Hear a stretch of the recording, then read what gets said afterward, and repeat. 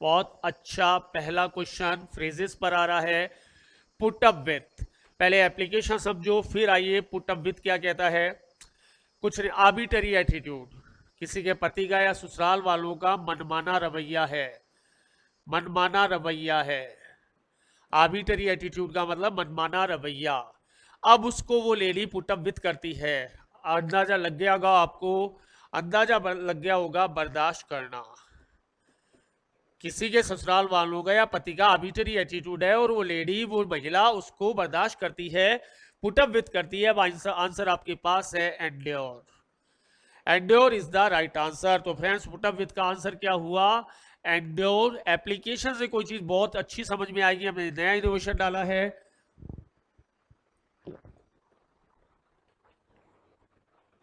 Next phrase आ रही है आपकी take to hills. Take to hills पर आइए आप। पहले एप्लीकेशन पर जाइए, ना आंसर पे जाना है ना फ्रेज पर जाना है। एक चूहा है, बिल्ली को देखकर टेक टू हिल्स हो जाता है। चूहा बिल्ली को देखकर टेक टू हिल्स हो जाता है।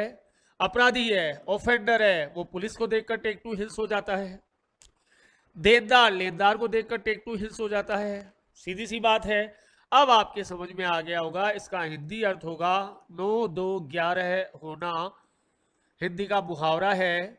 अंग्रेजी में कनेक्शन ले रहा है टेक टू हिल्स, एग्जाम पे कनेक्शन ले रहा है a rat having seen a cat. Answer find out करना बहुत आसान है, C is the right answer. Took to flight यानी 9 2 11 होना, रफू चक्कर होना, वहां से ऐसे गायब होना जैसे गधे के सर से सी। थर्ड पर आइए, देखिए एप्लीकेशन पर आना है। पहले पढ़ो, आप पढ़ लिया। To makes one flesh creep, answer पे नहीं जाना, पहले एप्लीकेशन पर आओ। हैविंग सीन ए कॉप्स, एक लाश को देखकर, एक भूत को देखकर, एक चुड़ैल को देखकर क्या होगा? हम खुश होंगे, हम राजी होंगे, कोई मुस्कान देंगे। वही हालत होगी हमारी। एक लाश को देख लिया रात को अंधेरे में, गोस्ट एक भूत को देख लिया, एक चुड़ैल को देख लिया, या ऐसा कोई डरावना सीन देख लिया। नेचुरल स्पेस के आगे इस फ्रेज के पास आना पड़ेगा, भयभीत होना। भयभीत होना क्या कहलाएगा? To makes one flesh creep. Creep का मतलब ही भयभीत होता है, फ्लैश का मतलब इंसानी चमड़ी। एप्लीकेशन पे गए, वापस इसके पास आए, अब आंसर के पास आ जाओ। आंसर अपने आप निकल कर आ गया, टू फ्राइटन अवे। फ्राइटन आ गया, फ्रेड आ गया, कुछ भी आ गया, डरने का कोई भी वर्ड आएगा। लेकिन एप्लीकेशन के बिना इंग्लिश को समझना थोड़ा सा मुश्किल, क्या याद रखना, कंटेंट रखना मुश्किल है। To rise like a phoenix, आपका बाज होता है, बाज 40 साल में मरने के कगार पे आ जाता है, लेकिन वो अपनी विल पावर के जरिए वापस अपने पंजों को, अपनी चोंच को, अपने पंखों को नया रूप देता है। फिर वो 70 साल जीता है, यानी 30 साल वो जीता है। उसे कहते हैं to rise like a phoenix, यानी कंप्लीट बर्बादी के बाद एक नई शुरुआत करना। जैसे कोरोना वायरस के बाद वर्ल्ड ने जो शुरुआत की वो है to rise like a phoenix. बड़े बड़े करोड़पति फेल हो गए, बड़े बड़े बिजनेस फेल हो गए, लेकिन क्या वो बैठे रहे? क्या नहीं। To rise like a phoenix आया the world after corona virus, और वापस आ जाइए। To rise with a new life is the right answer, C is the right answer. अच्छी तरीके से इंग्लिश को मैथमेटिक्स की तरह समझना है, अपने आप ही हमारी गुलाम हो जाएगी। फ्लाई ऑफ ए हैंडल, कि आपका किसी ने अपमान कर दिया, आप राजी होंगे? नहीं। आपको कोई खुशी महसूस होगी? नहीं। आपको गुस्सा आएगा। गुस्सा आने को कहते हैं फ्लाई ऑफ ए हैंडल।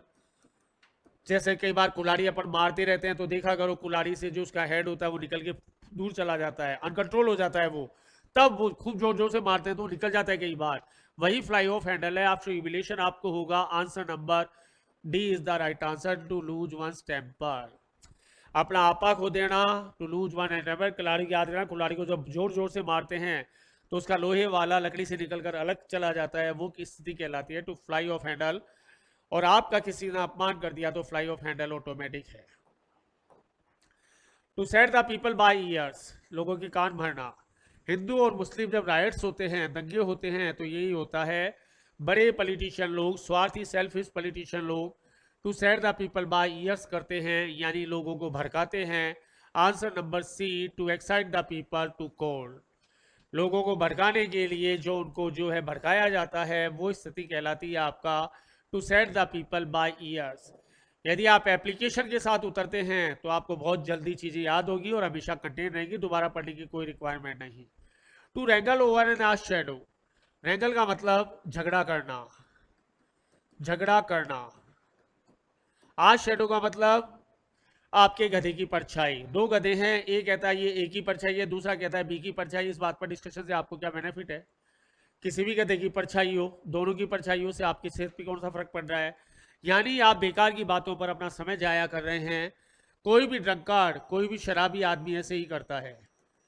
शराबी आदमी to wrangle over an arch shadow करता है, कभी वो भारत का प्रधानमंत्री बन जाता है और कभी वो जिसे कहते हैं कुछ भी बन जाता है, उसको कोई नहीं रोक सकता और वो अपना समय बर्बाद करता है। या जिसे कहते हैं थोड़े से ऊपर का, जिनका दिमाग दिवालिया होता है, वो जनरली ऐसे ही करते हैं, फालतू की बातों को लेके बैठ जाते हैं जिनसे उनका कोई बेनिफिट नहीं है, ना इकोनॉमिकल, ना फिजिकल, ना मेंटल।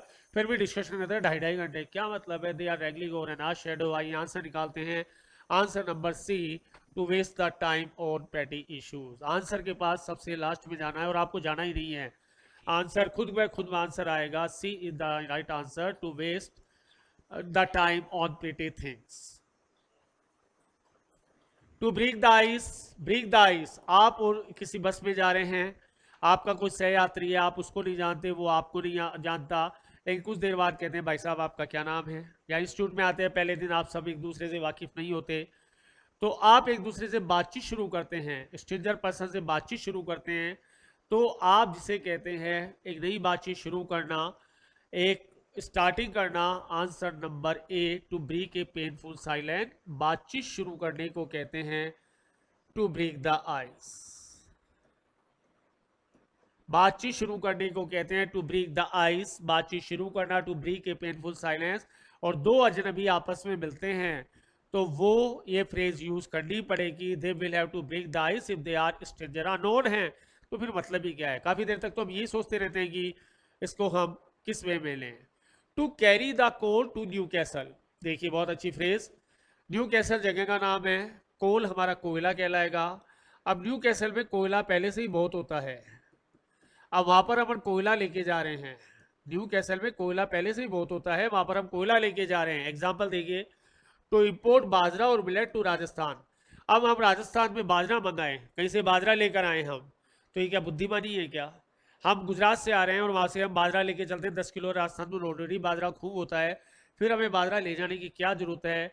तो हम चलते हैं बेकार का काम करना, to do unnecessary job. C is the right answer. To carry the coal to the Newcastle, answer C के पास जाएगा। ऐसा बेकार का काम करना जो जनरली निरर्थक है, बेकार है। Answer number C is the right answer. To beat a retreat, काफी आपने लड़ाई की फिल्में देखी होगी, मूवीज देखी होगी। दो आर्मी हैं, ए और बी। जिस आर्मी की स्ट्रेंथ कम होती है वो पीछे हटने लग जाती है। पीछे हटने को कहते हैं बीट ए रिट्रीट। अपने पाकिस्तानी आर्मी को एग्जाम्पल दिया, उनकी क्षमता कम है, वो पीछे हट गए करगिल वार में, करगिल पॉइंट पर। उसे कहेंगे आपको पीछे की ओर हटना, beat a retreat. To withdraw, पीछे की ओर कदम ले लेना, टू बीट ए रिट्रीट। या कई बार देखा करो कुछ लोग इलेक्शन कंटेस्ट करते हैं, अब सपोज करिए कि लगता है कि मेरी स्ट्रेंथ नहीं है, मैं नहीं कर सकता, तो वो आपके फॉर्म को पीछे ले लेता है। उस फॉर्म के पीछे लेने को कहते हैं beat a retreat. Fair and square, example लिया, take money from nationalised bank.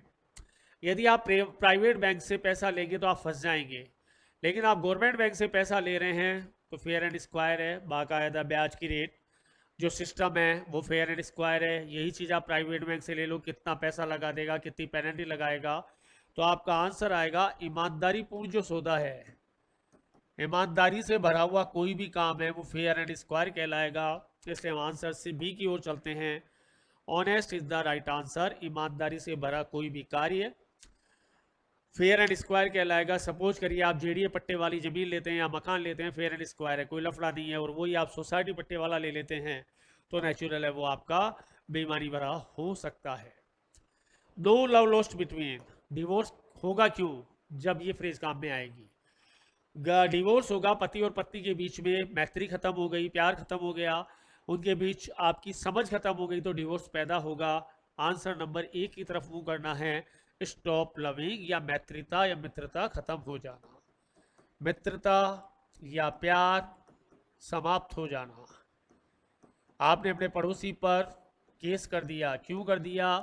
No love lost between आपके वहाँ पैदा हो गया, इसलिए आंसर नंबर ए की तरफ चलेंगे, stop loving. The green eyed monster, maximum relative ऐसे ही होते हैं, ज़्यादातर रिश्तेदार ग्रीन आइड मॉन्स्टर हैं। आपके हम आरजेस की तैयारी करते हैं, मेरे रिश्तेदारों को कहते हो, वो पहले से ग्रीन आइड मॉन्स्टर बन जाएंगे। यानी जलनशील व्यक्ति को कहते हैं ग्रीन आइड मॉन्स्टर।